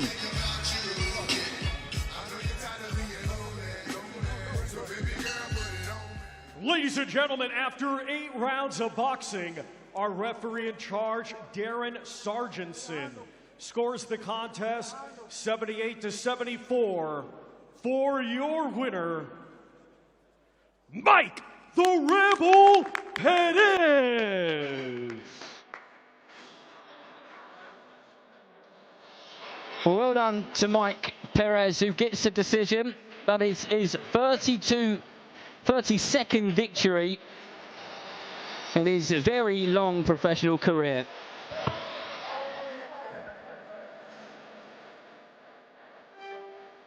Let's now welcome to the ring, Nathan, the Invisible Man, Darby. Well, here we go. Once again, fighters leave the ring. The next one's on their way. This man is 26-year-old Rotherham man, Nathan Darby, one of the busiest away corner fighters on the circuit, with 43 bouts completed in the past 3 years.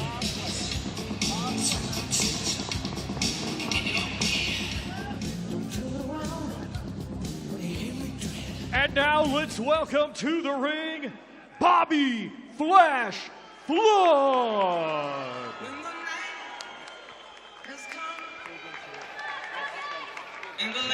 Well, if you saw this young man's debut, you'll know exactly how exciting he is. It was on the undercard of Piers O'Leary versus Maxi Hughes in Dublin. What a night that was. It lasted 1 minute and 8 seconds. And it was then viewed millions and millions of times in the coming days. He's ferocious, he is lightning quick, and he's got bags of technical ability. And Zach, he could be, potentially, a new star for Ireland in the making. Yeah, he could be, mate. And I heard the other day somewhere that he'd won 10 national Irish titles. Now they're not giving them out, so you must be some talent if you're doing that.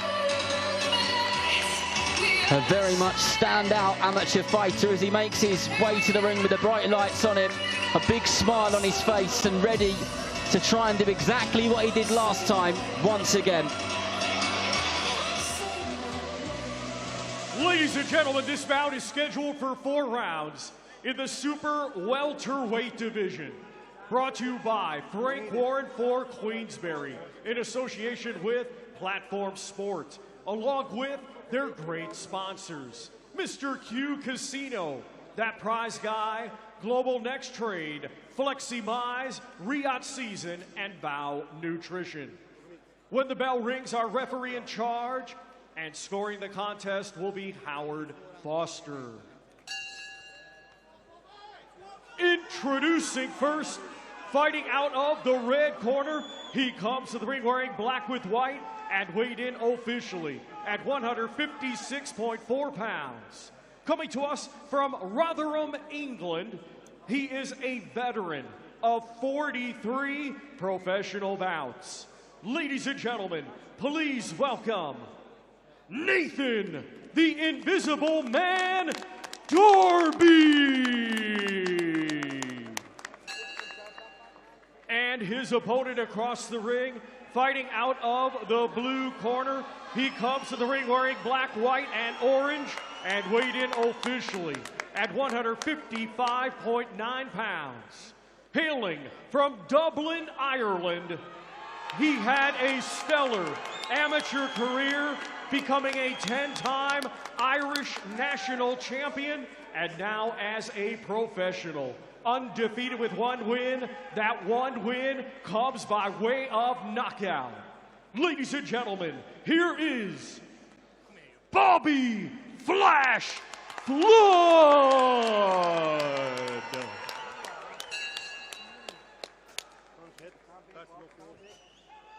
Okay, guys, you know the rules. Keep it clean, break straight away when told. Both watch your heads in close. Good luck to you both. Touch gloves. Good luck, lads.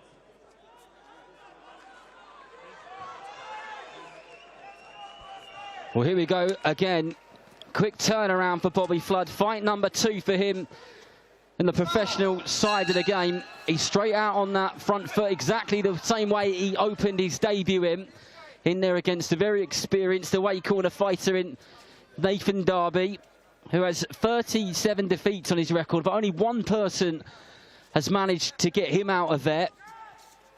And he's been doing quite a bit of media this week, talking about the role and the job of a journeyman and away corner fighter, and the skill and the kind of brain and mentality which you have to be able to be good at it, because absolutely not everyone can do it, that's for sure. And Flood looking composed and just trying to gauge his distance at the moment, Zach. Yeah, he is. He's come straight out on the front foot, and he's got Darby on the back foot, but like you said, Darby's only been stopped. Is it the once, did you say, Darren? Only once in those 37 defeats. Yeah, so Bobby's come here. Is he going to want to make a statement and get him out of there? I don't know, but listen, with the amateur pedigree that he's got, he's clearly very, very talented, and that was some debut that he had, so he's going to want to make a massive impression here tonight. Flood trained by Swifty, Stephen Smith, of course, singing his praises, but everyone was singing his praises even before he put on a pair of professional boxing gloves for the very first time. You hear it quite a lot. It's actually quite rare that you see a product where everybody goes, yep, okay, agree with that. He is exciting, he is this, he is that. And they're all the kind of things which Flood will want people to be saying about him. Yeah, they are, and Stephen, he's not going to waste his time with someone who's not dedicated to the sport and not a true professional. And Bobby must be the full package if Stephen wants to work with him like he is. And, you know, the knowledge that he's got from him and all his brothers who will be around the gym and stuff like that, it's second to none. It's great for Bobby, you know, such a young lad so early on in his career, shall I say. And it's great to have that experience in your corner, and he's come out here very composed. I'd like to see him just let his hands go a little bit more, but you've got to stay switched on because Darby's looping them left hands over the top like that.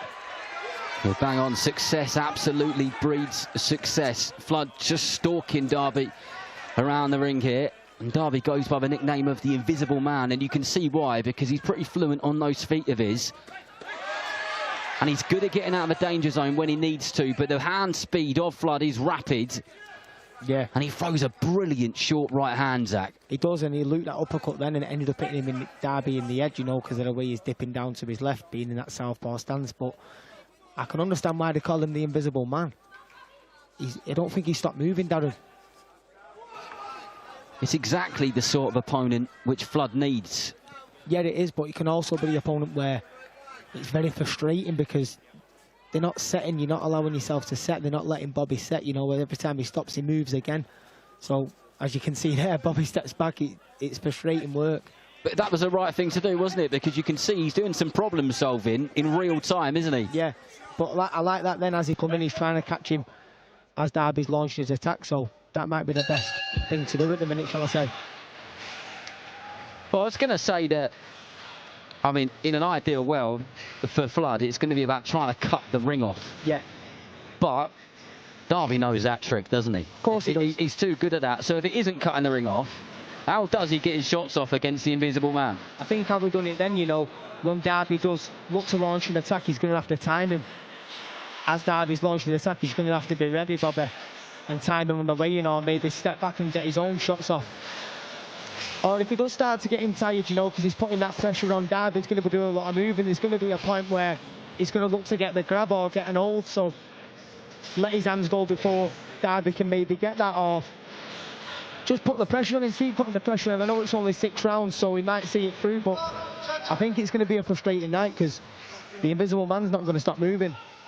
Well, in 198 rounds of boxing prior to the opening bell, as we said, only one person has managed to pin him down and get him out of there, Darby.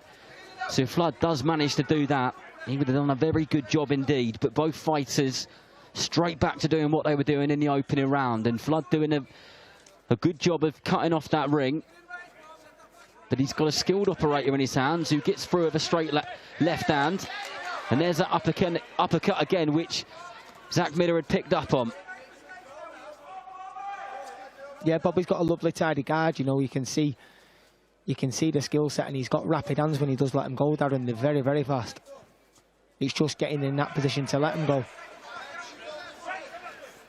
Correct me if I'm wrong, but what I've seen so far, Zach, is Flood is exceptional with that left hand of his, a jab. He feints with it really well. Yeah.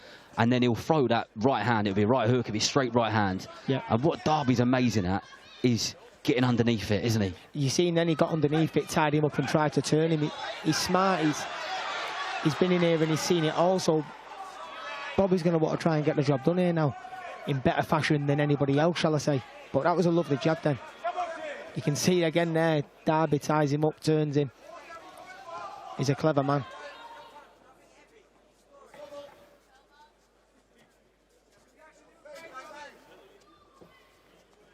Darby just on the outskirts of the ring, and I think that's exactly what he'll do for the duration of his fight, well, as much as he's allowed to do anyway.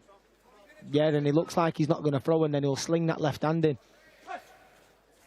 And then immediately after, he'll try and get the grab, so Bobby can't get anything off himself.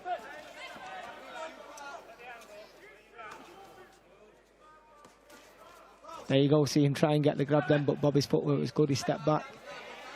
Now the jab kind of stopped Darby in his tracks just for a split second. And I guess, Zach, that's another way that he kind of tries to get him to stand still. He's shocking with that sharp jab of his, and then that second phase of attack can be successful. Yeah, I think when Darby's going to try and throw that left hand and lunge in, you know, just get that right hand ready and time him with it straight down the pipe.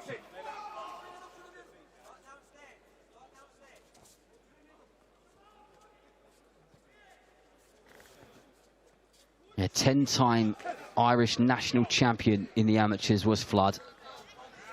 Exceptional ability, bags of it. That's brilliant, isn't it, Darren? 10-time national champion.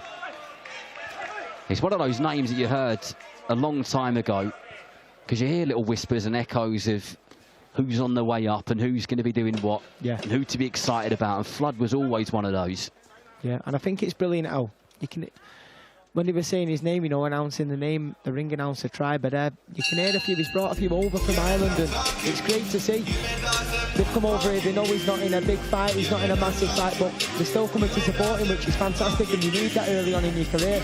But it wasn't that long ago that we were in Dublin doing his debut, and here he is, what, 5-6 weeks later. I can't quite remember the date off the top of my head, but it wasn't that long ago, less than a couple of months, I think. Yeah. How important is that for a young fighter to be out and just be turning over like that and getting as much activity in as possible? Yeah, you need it, and I think it's fantastic how he's doing it.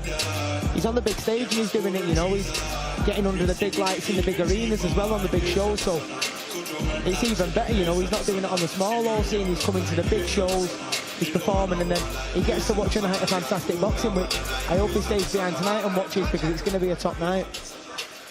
I was speaking to Buddy McGirt earlier on. Now, everybody in the boxing fraternity will know Buddy McGirt. And he said, normally I don't stay for the main event, so I do the corner for my fighter and then I go. I've been around boxing a long time. But he said tonight, different ball game entirely. Yeah, I think you've got to be in here tonight for that one. It's a sellout. I think it's 23,500 this co-op holds. It's going to be absolutely booming. The corner of Darby just encourage him to keep moving, keep making life difficult, keep changing direction, keep changing the angle non-stop. Bobby landed that right, and then what I was asking for, you know, where he timed in with it, but it's an hard night's work with this Darby because he's just not staying still. You can see how only one person has ever managed to get him out before the sound of the final bell, can't you? Because he is a tricky customer to pin down. Yeah, of course, and he's going to want to take as least punishment as he can every week. He's not called the Invisible Man for nothing, like we said, and you never know, he could be out next week, the week after again. As long as he's not taking much punishment, he'll be back out. And as a journeyman, that's what you want. But Bobby's staying professional, he's not losing his rag, he's not getting impatient, he's trying to stick to his boxing, and it's hard to do when you're in with somewhere like Darby. It is very hard to do. It's a really good point, well made that is, Zach, because there's plenty of fighters who get frustrated, lose their head and think, well, hang on a minute, my last fight didn't go like this, I need to do that again. But he's not, he's just showing maturity here, isn't he? Yeah, and accepting this is the fight that he's fighting, and he's going to do what he can do. Yeah, Nathan Darby's the man in front of him, and he's got to do what he's got to do to beat him. That was a better shot to the body then. It was a good body shot. Yeah, it was. Because Darby stood with his heels on the ground for a moment, which is quite rare for him. Yeah, it was very sharp. But like we said, he's staying composed, he's being professional and sticking to what he needs to do. Because if he did start to rush it and try and push the pace, he might start to make his own mistakes and lose his shape, but he's not, he's staying professional, Bobby.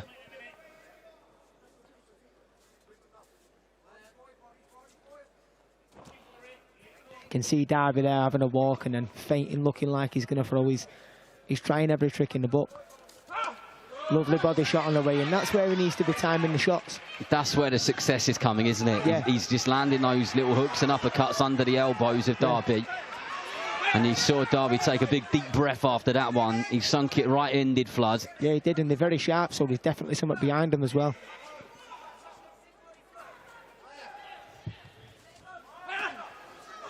He's trying to get the grab more and more now, Darby, so I think them body shots underneath will start to come into play. Do you think that's because that those body shots are registering and he's thinking, I don't fancy more of those? Yeah, of course, and he's not stopped moving, so you've got to start feeling the pace at some point. Well, as each moment of this fight goes by, very small amounts, but it does look like Flood's just starting to get on top of him. But here is what's coming up and what's yet to come in this cracking night of boxing. We're live on the zone from 6:30. Jalilov making his UK debut. An unbelievable fighter. Khalil Majid in there against Gavin Gwynn. That has got the recipe, all the ingredients to be a cracker. And then David Morrell, who is of course meant to fight Callum Smith, in there against Zach Chelly, who always stands there and has a tear up. Liam Cameron against Bradley Ray is a fight that people are not talking about enough. Both of those guys are well and truly up for it. Saw Ray this morning. He is keen. And of course, then Jack Rafferty and Echo Esserman. And do I need to tell you, heavyweight fight of the year, Daniel Dubois and Fabio Wardley, headlines here tonight, live at the Co-op Live in Manchester, as we go into the 4th round of this super welterweight contest, with Ireland's Bobby Flood in there against the Invisible Man, Nathan Darby. Lovely He's shot. going for the body now, Zach, isn't he? Over and over again. Yeah, he is. He wants to try and slow him down, and Darby started this round like a blue-ass fly. He's flying round the ring, but it takes a lot of energy to do that, though, doesn't it? It does take a lot of energy, and we're into the 4th round now. He's halfway, and will it start to show? Lovely shots from Bobby. What hand speed. Double right hand to the body there from Flood. Yeah, as he just creeps forward in the southpaw stance now. But this Darby is a box of tricks. I like the way he's working there straight away. He's not letting him get the grab, and he's throwing straight away. He is now, Bobby. Flood has recognised that those left hooks and right hooks to the body are the shots to throw against Nathan Darby. Yep.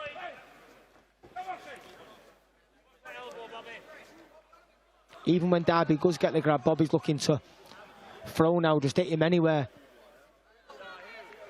He's got to let his hands go when he can, because the opportunities are very few and far between. We're just stalking him, and Darby gets through with a very light left hand, but it got through nevertheless.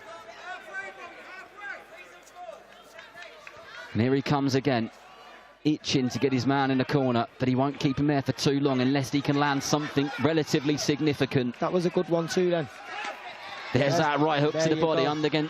underneath the left elbow. And Darby, as you keep pointing out, and well and truly, and rightly, Zach, it's because those body shots are starting to hurt, because there's some reddening which is just above the belt line and on the sides of the Invisible Man, isn't there? Yeah, you can see, and then Bobby tried to throw it to the head, then he's trying to disguise it, so Darby don't know whether it's coming top or bottom now, which is good to see.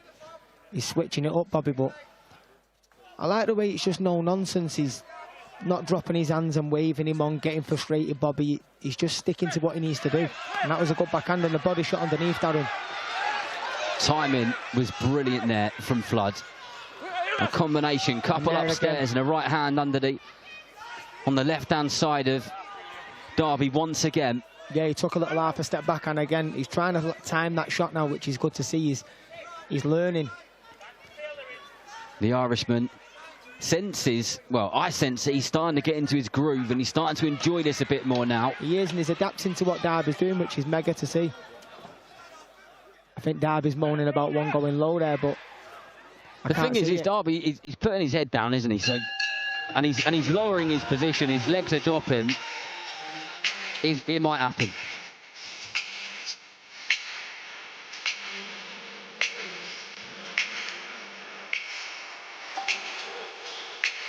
Well, there we go. Done and dusted. Done and dusted, Darren. I think Bobby will be glad to get the 4 rounds under his belt there tonight. But if he had another couple of rounds, then he might have got, well, he might have got him eventually. But Darren, it was a solid performance. He stayed professional and got what he needed to do done.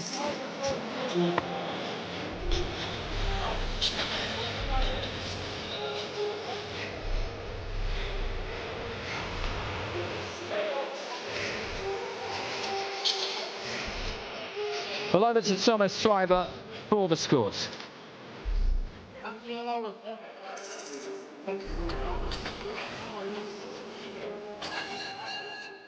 Ladies and gentlemen, after 4 rounds of boxing, our referee in charge, Howard Foster, scores the contest 40-36 for your winner.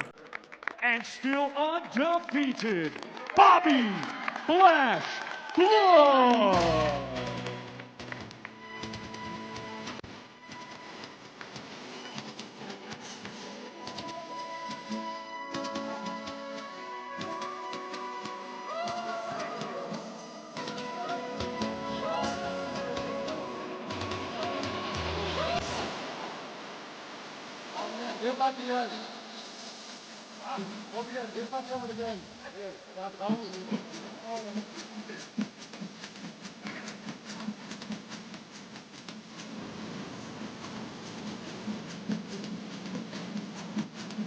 Let's now welcome to the ring from Poland, Damian Darby.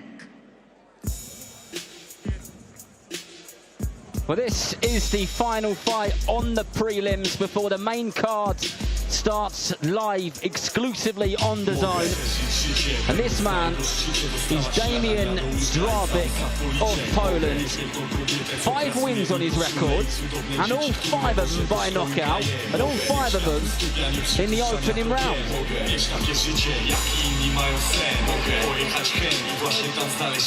And now let's welcome to the ring, here, Umataliev. This is the UK debut for one of the extremely exciting Uzbek standout amateurs, here, Umataliev. What a talent this young man is, and a privilege to be ringside and watching him. Ladies and gentlemen, this bout is scheduled for 4 rounds in the super middleweight division. Brought to you by Frank Ward for Queensberry in association with Platform Sport, along with their great sponsors. Mr. Q Casino, That Prize Guy, Global Next Trade, Flexi Mize, Riyadh Season, and Vow Nutrition. When the bell rings, our referee in charge and scoring the contest will be Darren Sargentson.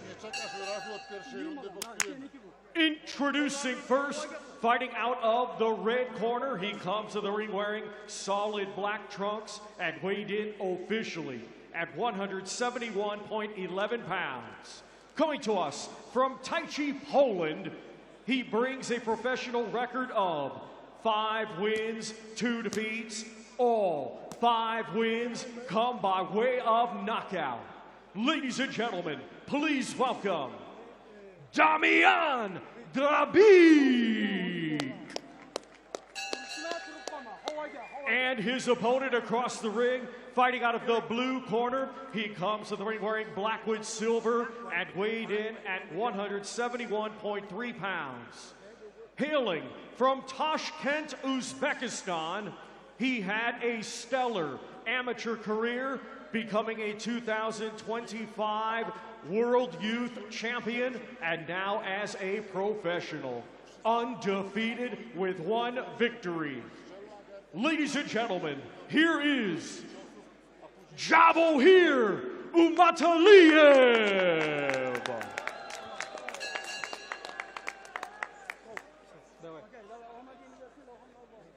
Fellas, you both know the rules. Keep it clean. Nothing low. Watch your heads. When I say break, take a step back. Most importantly, defend yourself at all times.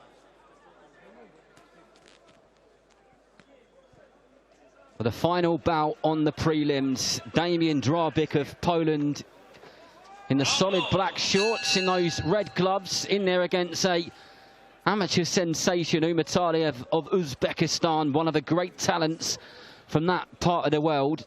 But do not write off Darby, as I said in his ring walk, 5 wins on his record, all won by knockout, all in the opening round, so he can.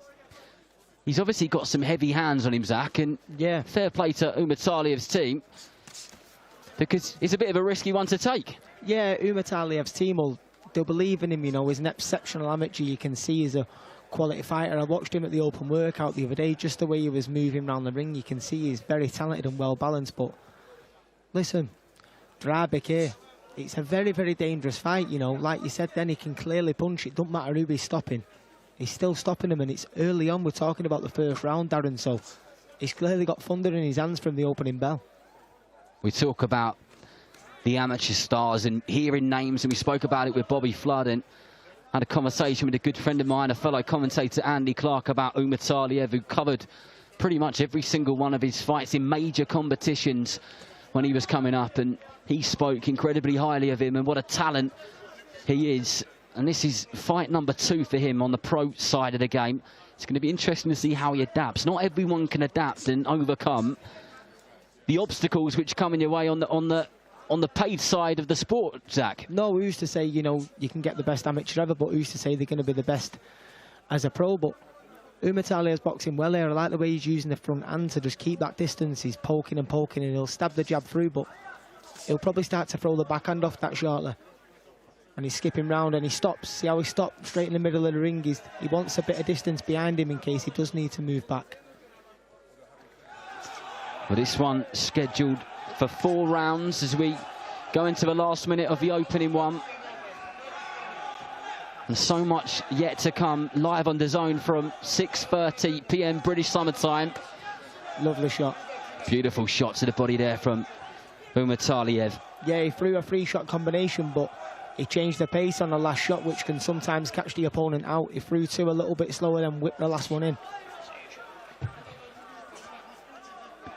I mean, Umataliev is technically excellent, isn't he? It's hard to find the flaw in anything he's doing here. No, you can see he's very well balanced. The shots are thrown correct, and like I said, he only threw a 3-punch combination, but the change of pace was great.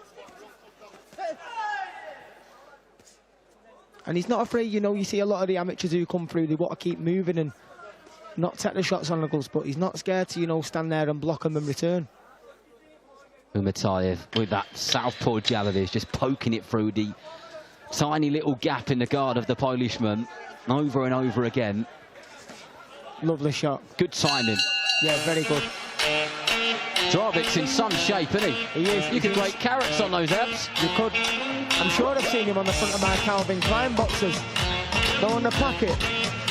He's in some condition, is the man from Poland. And I was just... The reason I mention that is because Umataliev landed a few decent body shots in there, and I thought, it's going to take a few of them to get in down, isn't it? You're going to have to land it absolutely on the button to the body, a liver shot or whatever it is. Yeah, you'll have to chip away at it till about Christmas, I think, to get through to that body, but no, Umataliev looked very good then, very composed. And I can sit in and watch people like this all day, Darren, you know. It's great, you want to see what they're going to do next.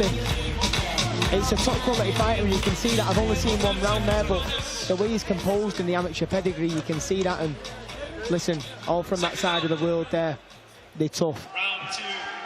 Unbelievable boxing talent in that part of the world, as you rightly said there. Draik straight out on the front foot, not wasting any time at all. No. I don't know what your Polish is like, but I'm not sure what the corner said to him. But Umataliev doing exactly what he did in the opening round in that southpaw stance, trying to control the fight with a jab, which he does well. Yeah, I think Umataliev, the more Draik will throw, he will find the gaps.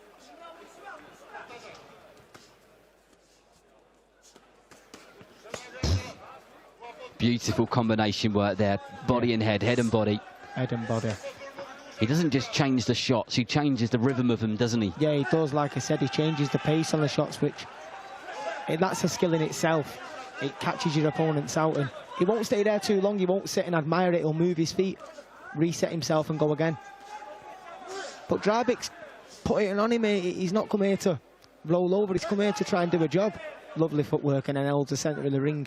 And I like the way he edges back and then finds the 2 off that. That's a very good boxing IQ there. 1-2 straight through the middle from Umataliev. Then a little push, which Howard Foster, but the referee says, well, I've none of that.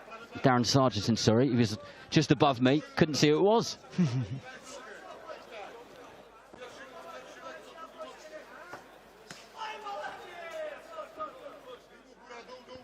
This is where I mean, anything can happen at any time. Yeah. And I'm very much aware of the commentator's curse. But the kind of technical ability will... Look at that shot from Umataliev. You see, Umataliev he understands that Drabik's powerful and he will be aware of the first round stoppages, so he's not staying there too long, but I like the way he's setting himself in the middle of the ring like he did then. He's not just backing up for no reason. He'll skip round, back to the middle of the ring and then find something from there. It's clever. His style is like a young Lomachenko, isn't it? Yeah, he's not letting Drabik get in any momentum. The way that he'll throw a 2 or 3 shot combination, head and body, then just Drabik's looking for him, thinking, where on earth has he gone? Yeah, and that lead uppercut that we saw earlier was a lovely shot. The jab there, he touched the glove round the side and then poked it through the middle. Quality work, changing the shape of the shot and everything. Just looking round here at ringside, there's some really good boxing people here, and everyone is glued to the ring. And as you said, Zach, you could sit here and watch this style and the technical ability all night, couldn't you? Over and over and over again. Just looking at Luke Littler, right opposite us at ringside, who likes his boxing a bit. He's got a couple of mates who are pros. Yeah. He hasn't taken his eyes off of it. No, he's got a big smile on his face. He'll know a good boxer when he sees one, and that was a great shot there from Umataliev right at the end of the round, and that was a shot which was coming. And I don't think Drabik's going to make the count here. No chance, Darren. And it was one of those shots, it didn't look like it was heavy, but because he throws it with technical excellence, it's just perfect, impeccable. It lands right, that was a lovely shot to end the fight. I'm glad to be here, Darren, and never commentated on that. That was really, really good from Umataliev. I can't wait to see him again. He's a young man who's been hyped up on the lead up to this. His UK debut, and he did not disappoint. There was a little bit of everything. Drabik furious with himself. You can't see him on your screens, but he's just absolutely furious. His body language says it all, but he was in there with a future great. He was, and that was a fantastic performance, and he sealed the deal. He sealed the deal. We'll be definitely seeing him again, Darren. Plenty to like there, and Drabik shouldn't beat himself up over that. Definitely not, because the guy he was in there with was technically exceptional, Darren. That's the word. That is the word. With Darren Sargentson will call the fighters to the middle. Thomas Schreiber has the official time, so we shall head to him now.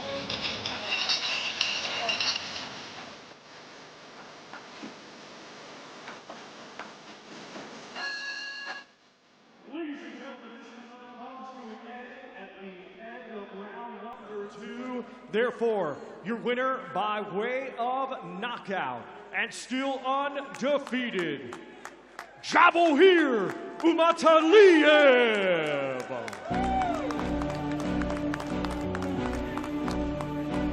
Wonderful stuff there from Umataliev. His future looks bright, but the future of the evening continues live on DAZN from 6:30, and it will be topped by Daniel Dubois and Fabio Wardley. And in the words of a tagline, don't blink. You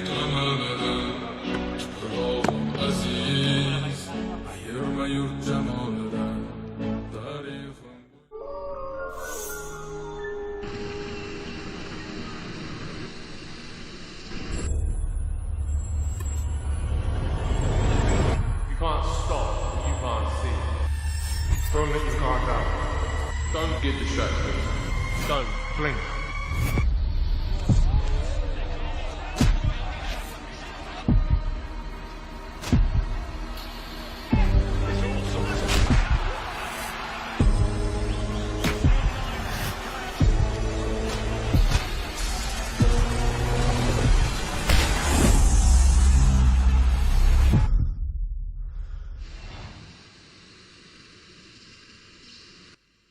I told you, don't blink.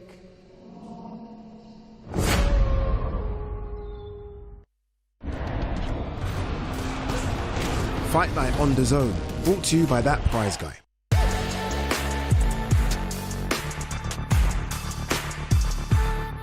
Hiya, can I get a Big Mac? 100% chicken breast at crispy sauce. Don't betray me, Jane. Ah! Don't betray me. Madam! Step away from the mattress. But you always get the big